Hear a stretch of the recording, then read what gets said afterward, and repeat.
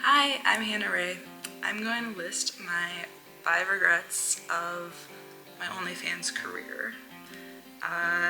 First one, actually, disclaimer, we'll get it out of the way. I don't have any regrets of starting an OnlyFans in general, so these are going to be more specific of things I have and haven't done throughout my OnlyFans time, which is going on 3 years now. Yeah, June of 21, and it's May of 24. Yeah. So first one is going to be starting a foot page. Is my first regret. What is now my VIP OnlyFans page used to be a foot specific page. So from the very beginning, my focus has always been on my free page. It still outperforms my VIP page. Back then, you could only have 2 OnlyFans pages, so eventually I did start a second page, and it was a paid subscription page, not a free page, and it was foot specific. So my regrets there for starting it is I don't personally have a foot kink, but the one thing that has come out of starting foot content is I paint my toenails a lot more often now, because I know people still appreciate the feet content even if I don't specifically make it anymore. But yeah, because I don't have a foot kink, I couldn't relate to my fans that wanted that type of content. So if I was going to do it all over again, I would go straight to just a VIP page, how I have it structured now, not trying to cater to people's interests that I wasn't into.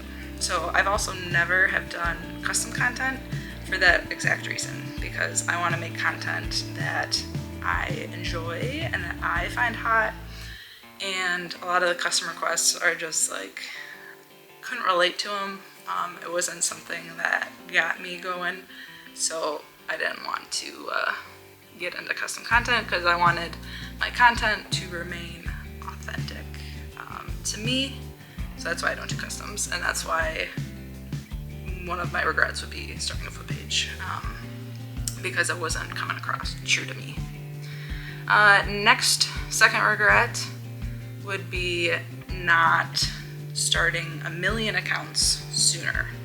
So what I mean by this is when I started, I touched on this in my engineering to OnlyFans video, TikTok was booming. It was so easy to go viral.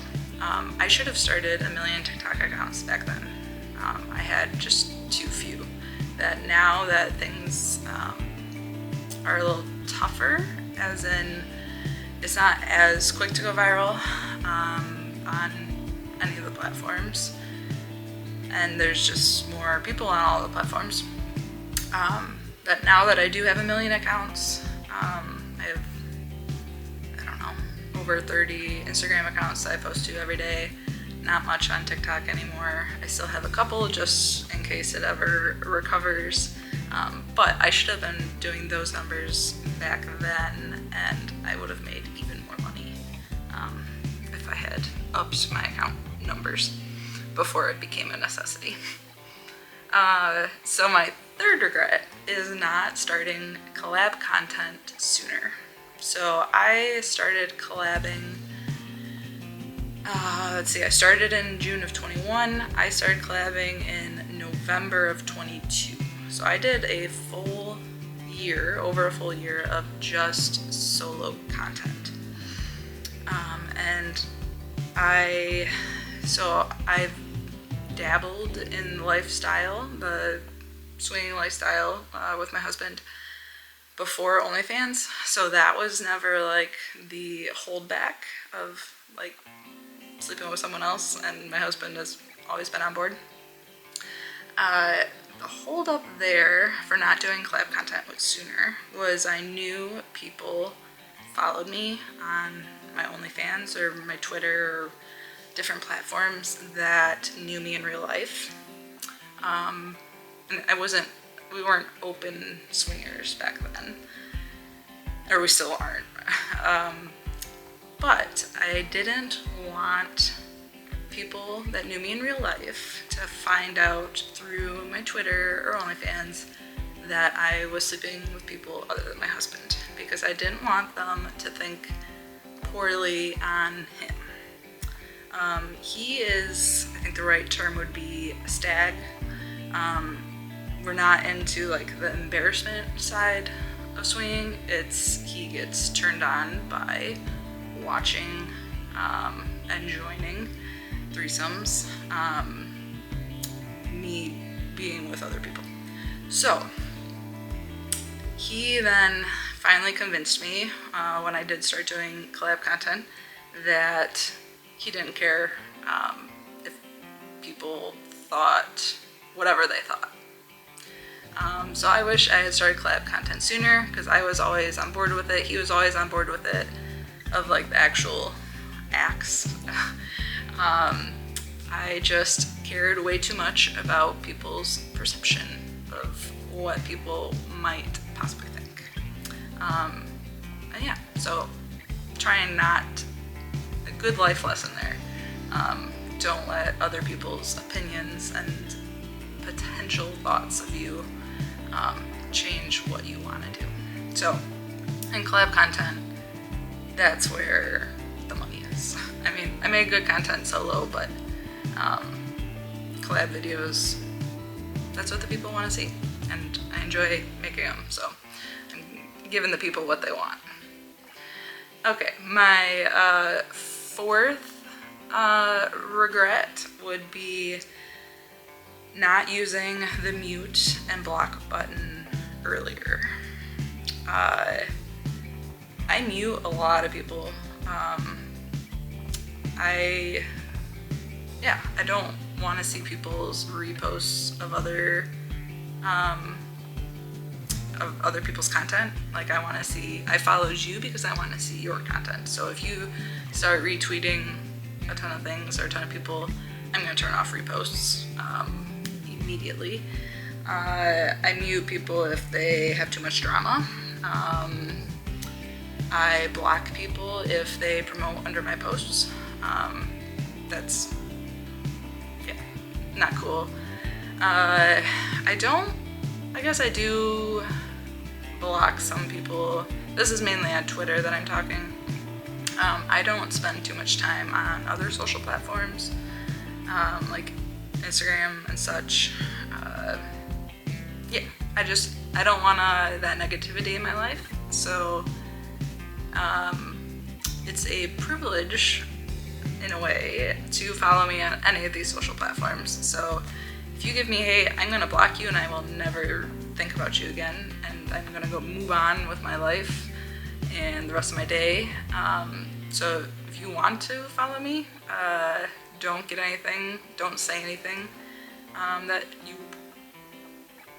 I want to say don't say anything that you wouldn't say to someone in person, but it probably goes beyond that of, I don't know, treat others how you want to treat others, want to be treated, because I will block you otherwise, or at least mute you. And then that kind of leads into my fifth regret of, now I never read comment sections on any video posts,